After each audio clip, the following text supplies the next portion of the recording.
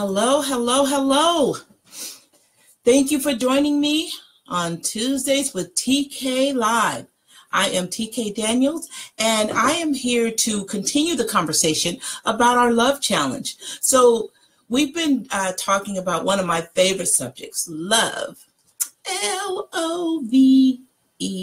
Love. I love not only talking about love, but expressing love, feeling love. And the best feeling I get when love is expressed is the internal feeling. So when I'm expressing love, it's so awesome to take a moment of that or a piece of that love that I'm pushing out and pay attention to the feeling that I'm getting from pushing out that love.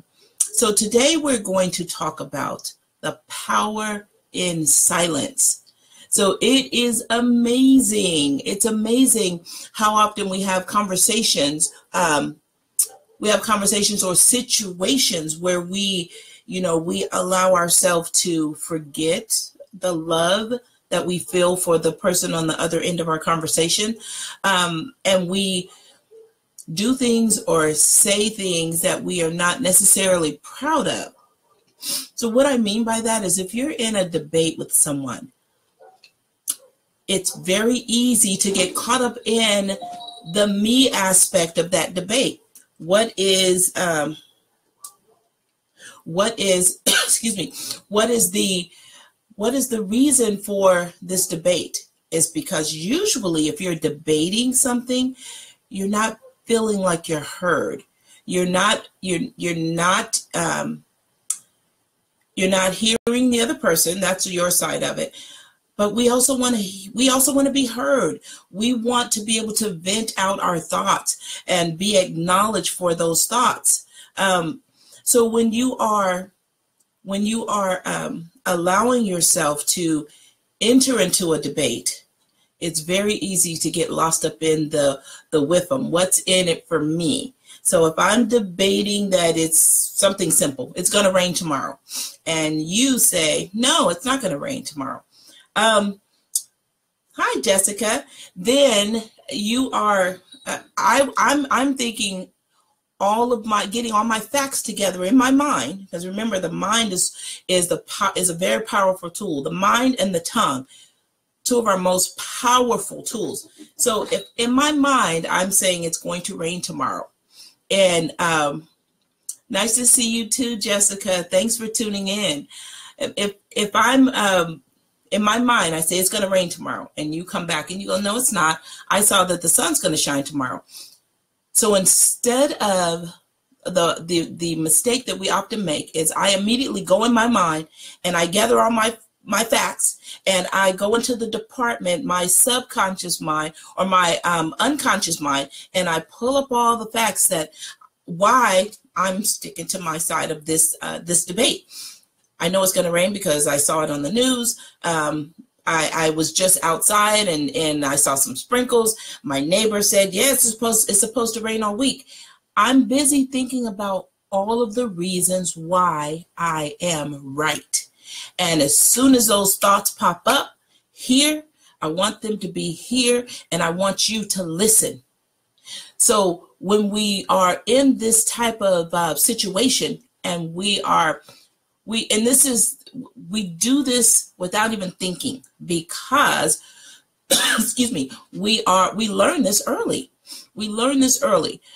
Think back to when you were a child, and I know we all have different backgrounds, but in my experience, I was often heard, why did you do XYZ or whatever? I told you to wear your pink dress. Why are you coming down with your yellow dress on?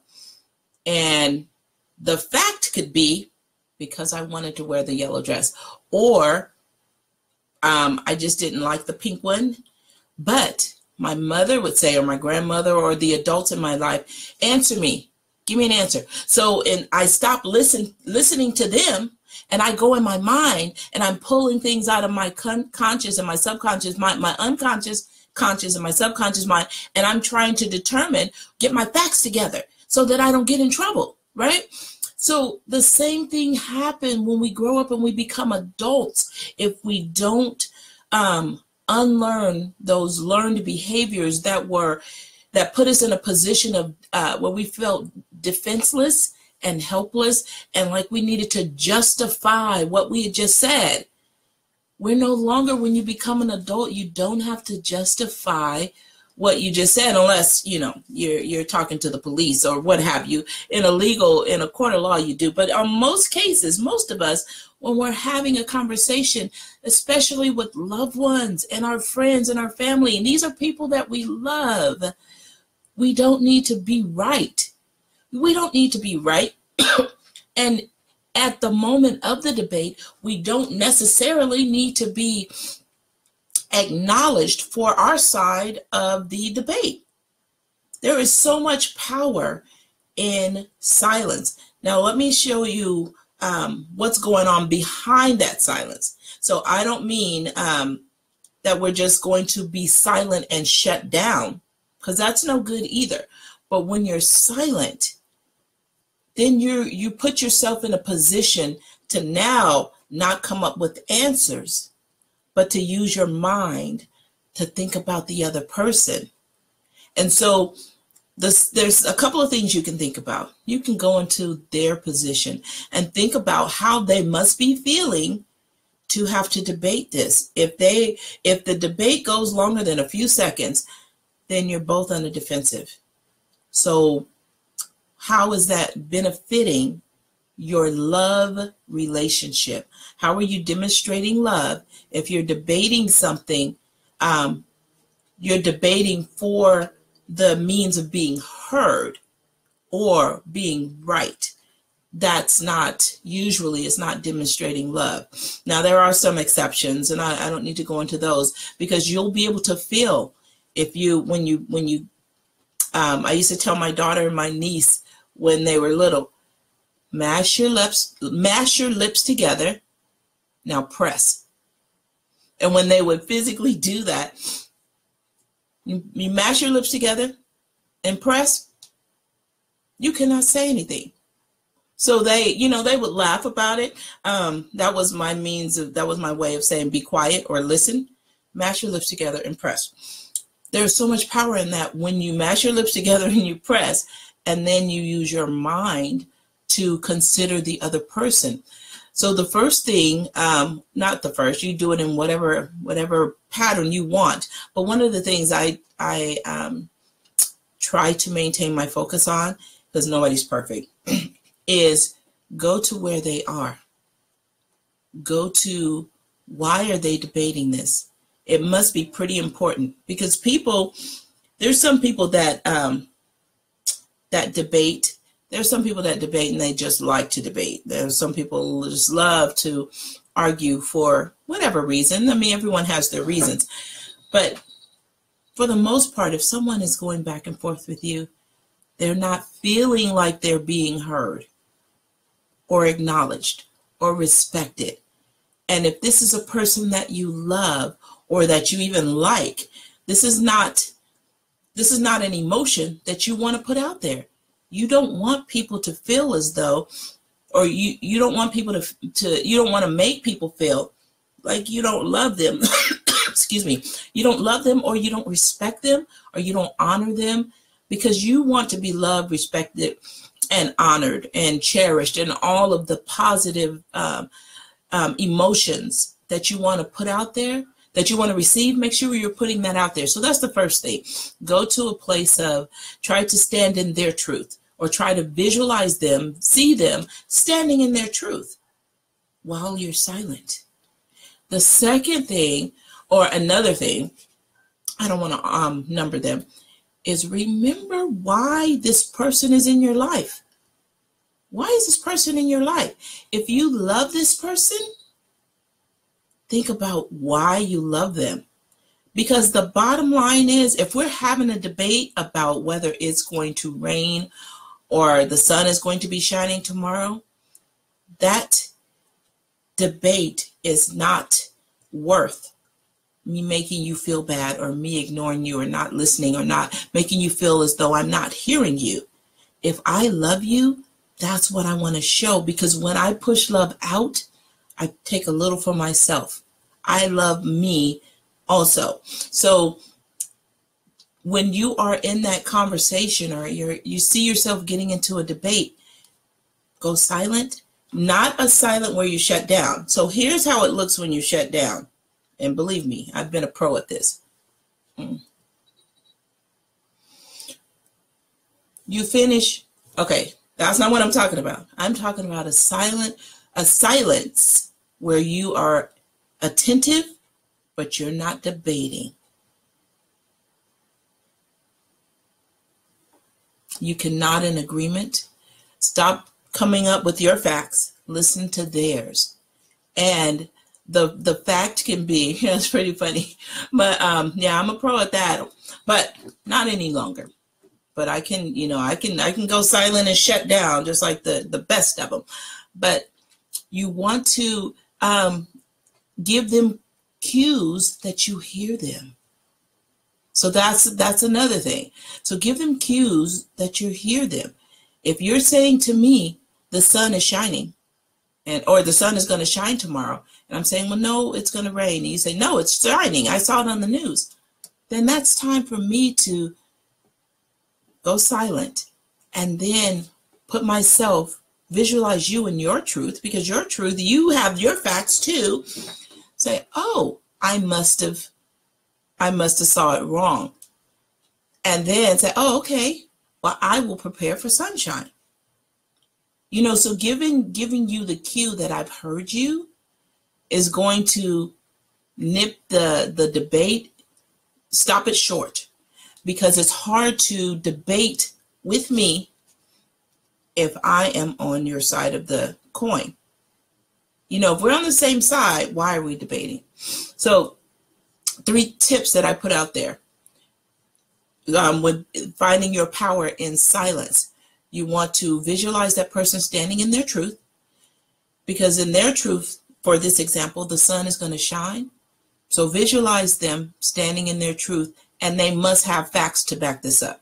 So make them know that you're hearing them by being silent and giving them cues that you are hearing and understanding them. Okay, yeah, got it. Oh, really? Okay, I have to look into that. Or thank you. And then remember why you are in relationship with this person. If this is someone you love, let them feel or know that you honor and respect. Thank them for their side of the debate. Who knows? They could be right. But even if they're wrong, if you're in relationship with this person, you want them to know that even through the difficult situations, that you're rising in your power to still express the love. And then here's the little bonus on the tip. When you're loving and you're demonstrating love, take a little bit of that love for yourself. It feels so good to say, I love you, because when I say it, I feel it first. So this is my tip for Tuesdays with TK Live. The power in silence. We will continue our love challenge next week, because we need to, if we start with one person and then that multiplies by 2, and then that by 2, now you have 4, and that by 2, now you have 8. You have 8 souls, 8 spirits out there that are demonstrating love. And right now we have more than that have signed on to the love challenge. Imagine how beautiful this world would be. And when you bring that in to your world, imagine how beautiful your world would be if everyone in your world, and you could start with a small circle, let's start with 2 people, everyone in your world was demonstrating love, finding ways to demonstrate love. So this week is spring break week. Happy spring break, people. Those of you that are out there, be safe. Remember, this is a great opportunity to demonstrate love. If you're traveling or if you're out and about, you're seeing more people, different people, demonstrate love. And I'm going to, I'll put a challenge in the comments, or in the I'll post a challenge so that we can share how we're demonstrating love. I shared one on Saturday. We went out and we passed out blankets to the homeless and socks, and it showed them love That was beautiful. It's so beautiful to demonstrate love. So the love challenge continues. I will see you all again next Tuesday, Tuesdays with TK Live. And we're going to keep it at 10:30 as long as there's no conflicts. But I will also post the love challenge in our post so that we can continue to track that, because it's unique to each one of us. And if I can pull something from you that you're sharing, I can be like, oh, that's a good idea. We don't all have to be out handing out blankets to the homeless, right? We can, it's as simple as saying hello to a stranger in the grocery store, or giving someone a cart when you pull yours out. If they're coming, say, oh, here, you can have this one. That's love demonstrated. So let's continue with this love challenge. I love you, and I will talk to you soon. Any comments or questions, put them in the comments below. Stay blessed. Have a beautiful day, and I'll see you soon. Thank you so much, Jessica. Bye. Love you.